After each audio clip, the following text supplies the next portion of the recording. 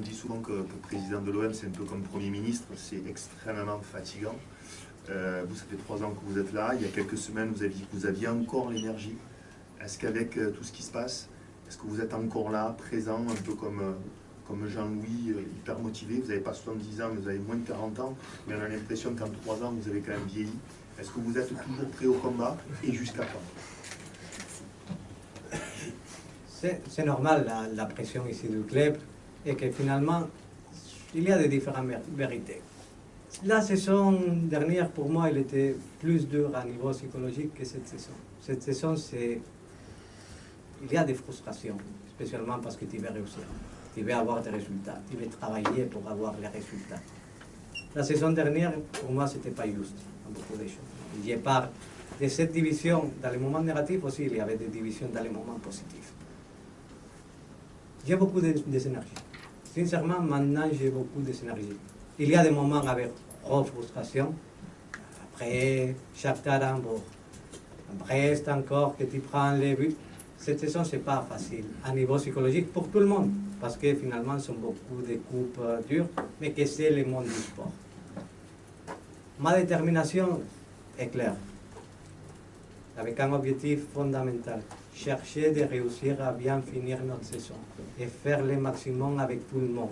Chercher de canaliser toutes les énergies de tous les salariés du club pour chercher de complètement changer notre dynamique actuelle. Ça, c'est l'objectif numéro 1. L'objectif numéro 2 est en analysant toutes les erreurs commises qu'on a fait. Numéro 2, avoir la détermination de chercher de construire quelque chose ici qui soit stable. Ça, c'est très clair. À niveau d'institution, qu'on a fait beaucoup d'améliorations. À niveau des maîtres derrière. À niveau sportif aussi. Il y a des erreurs? Oui.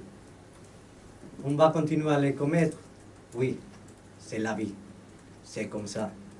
Mais on doit travailler très dur pour chercher de trouver un modèle, un club qui arrive au résultat. Ce que j'aime, c'est de pouvoir réussir ici à créer quelque chose qui soit identifiable avec des règles, avec des respects de l'institution, avec beaucoup de résultats sportifs. C'est ça que c'est ma énergie. Bruno.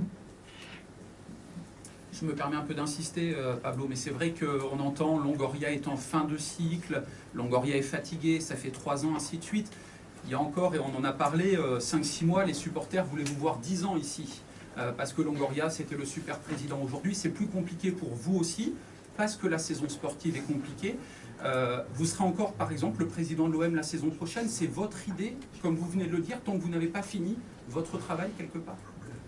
Je le disais dans les moments positifs, et j'ai dit la même phrase dans maintenant que la dynamique n'est pas laquelle qu'on s'attend.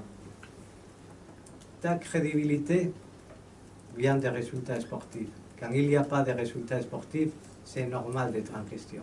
Et je suis le premier que je me mets moi-même tous les jours en question. Pour une question d'autosuffisance. Il y a une situation aussi, quel est l'avenir? Est-ce que je serai ici? Oui, j'aime bien être ici. J'aimerais continuer. C'est ça que je souhaite. Mais en même temps, et je l'ai dit dans une interview, je me rends compte qu'il y a beaucoup de personnes qui me connaissent, qu'ils parlent de comment je suis, de comment je reste.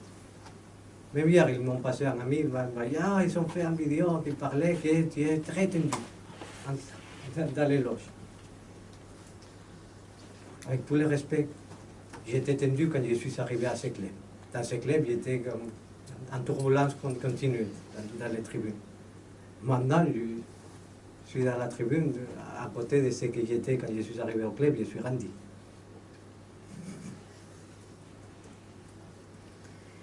C'est pour ça que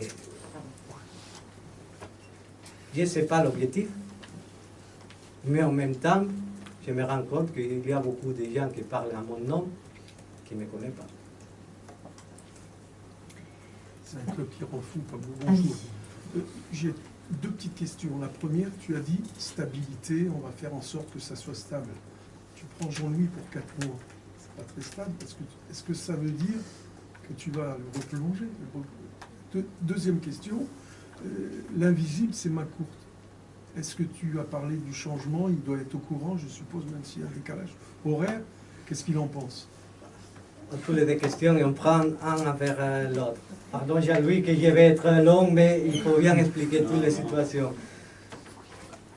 Il y a une situation que c'est très clair. On parle de stabilité. Il faut être pragmatique dans les moments. Des tiers de la compétition, tu as besoin du pragmatisme, si tu veux changer. Et l'objectif et la responsabilité à tous nous, parce qu'on est à l'Olympique de Marseille, c'est de jamais dire la saison, écoutez, c'est une saison que ça va mal se finir. Ça ne va pas. Ça ne va pas avec cette institution. Parce que si on veut l'excellence, on doit faire tout le monde le maximum pour nous regarder dans les miroirs et dire on a fait le maximum possible pour chercher de réussir cette saison que c'est compliqué. Ça, c'est le premier message. Avec Franck Macour, et je vais être clair, parce que sinon, chaque 4 conférences de presse, vous me demandez pour Franck, comment ça se passe, les relations, et je l'ai dit beaucoup de fois. Un club de football, il n'a pas un seul modèle d'être propriétaire. Il y a des propriétaires qui vont à tous les matchs. Il y a des propriétaires qui vont jamais au match. Il y a des propriétaires, et j'ai vécu ça dans des différents clubs. Sassuolo, c'était un exemple de stabilité. Bon, cette saison, et je souhaite que ça va revertir aussi la situation de Sassuolo pour tous les amis qui sont là-bas. Quand le docteur Squincy, l'animal, était au club, sincèrement, on ne le voyait jamais. Et personne ne s'est posé la question. Quand on était à la Juventus, le propriétaire de la Juventus, c'est le holding familial. On ne connaissait pas les gens qu'il était au holding. Qui connaissait son président? Que dans ce cas, c'est un membre de la famille. Il n'y a pas de modèle standard. Qu'est-ce qu'il y a à dire? Que notre modèle, c'est un modèle où on a un propriétaire. Et dans ce cas, c'est le groupe Macour, qui est représenté pour une personne physique avec Franck, qui l'est engagé, parce qu'il parle avec lui toutes les semaines. Après, on a un conseil de surveillance dans lequel on parle 4 heures par semaine. Jamais dans son camp club où j'ai travaillé, il y a la relation entre les directoires et les conseils de surveillance avec tellement de temps par semaine. Ça parle beaucoup d'engagement des gens, parce que je m'imagine qu'à l'intérieur du holding, il y a des différentes choses à faire et des autres activités. Mais dédier 4 heures par semaine à connaître l'actualité du club, les stratégies, etc., c'est quelque chose que jamais j'ai vu dans le monde du football. C'est invisible, c'est absent, c'est un modèle de faire dans lequel la présence sont 4 heures de conversation par semaine pour savoir comment il va la gestion du club et s'intéresser au club. Il y a aussi un dernier point sur la choix, comment il était le décalage.